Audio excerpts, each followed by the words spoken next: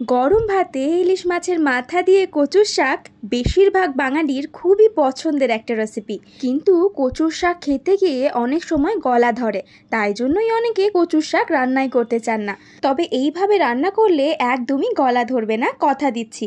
তাই আপনারা দেখে নিন একবার রেসিপিটি। কচুর শাকগুলোকে ছোট ছোট করে গোল গোল করে কেটে ভালো করে জলে ধুয়ে নেবেন, আর তারপর প্রেসার কুকারে জল দিয়ে সেটাকে সেদ্ধ করে জলটা ঝরিয়ে নিতে হবে। আর অন্যদিকে নুন হলুদ মাখিয়ে নিয়ে ইলিশ মাছের মাথাগুলো অল্প তেলে ভেজে তুলে রাখবেন।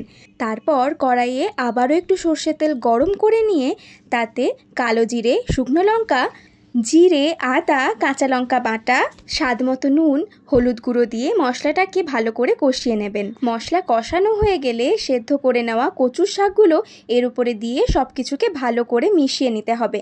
মশলার সঙ্গে কচুর শাক একদম মিশে গেলে ভেজে রাখা ইলিশ মাছের মাথাগুলো একটু ভেঙে ভেঙে এর উপরে দিয়ে দেবেন। ইলিশ মাছের মাথার সঙ্গেও কচুর শাকগুলোকে ভালো করে মাখিয়ে নিতে হবে। কচুর শাকটা বেশ মাখো মাখো হয়ে গেলে নামানোর আগে পাতিলেবুর রস দিতে ভুলে যাবেন না। কিন্তু পাতিলেবুর রস দিলেই গরম ভাতে কচু শাক খাওয়ার সময় গলা একদমই ধরবে না। ব্যাস, তাহলে ইলিশ মাছের মাথা দিয়ে কচু শাক একদম তৈরি।